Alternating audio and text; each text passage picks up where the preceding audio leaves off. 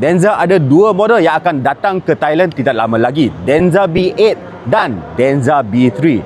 Dua-dua model ni derive daripada brand Fang Cheng Bao di China, tapi bila masuk dia akan dapat Denza badge kat sini. Jom kita tengok. B8 ni ialah 4x4 yang besar dengan leather frame chassis dan option 6 ataupun 7 tempat duduk.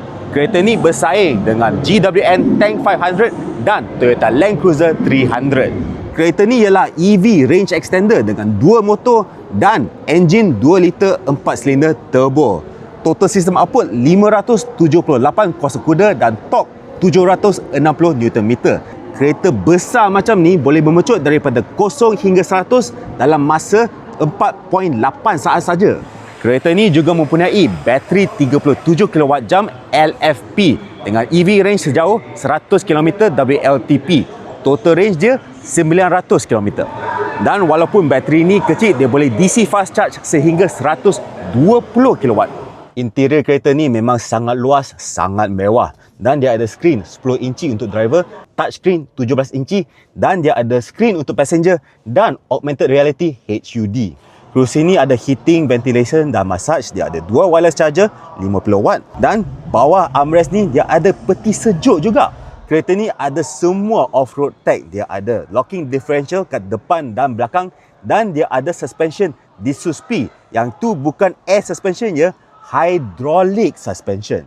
Nak adjust off-road dan driving mode, kau boleh buat dengan dial kat steering ni. Kat belakang boleh adjust aircon, ventilation dan heating dan music juga. Dan kalau tekan butang ini, boleh one touch recline juga. Kereta ni juga ada 18 speaker DVLA, tapi versi ni ada sunroof je sebab kereta ni ada DJI drone kat sini siap dengan charging pad. Ni ialah option kat China RM10,000.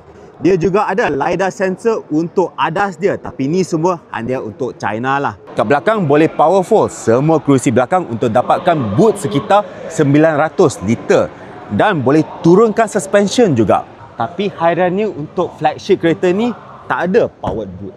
B3 pula nampak sangat rugged, boleh masuk video game, tapi ni sebenarnya EV dengan monocoque chassis.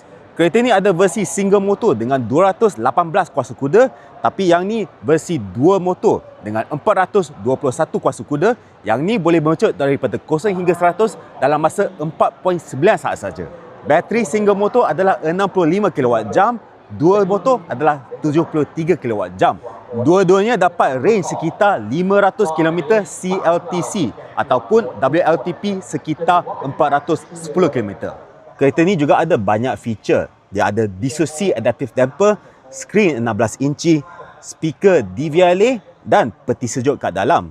Dia juga ada flashlight dan mikrofon karaoke. Tapi ni showcar dia dah remove lah. Tapi yang paling cool, dia ada boot kat depan 151 liter dengan powered bonnet. Seperti B8 dia tak ada powered tailgate, tapi dia ada storage cabinet macam backpack. So itulah Denza B3 dan Denza B8.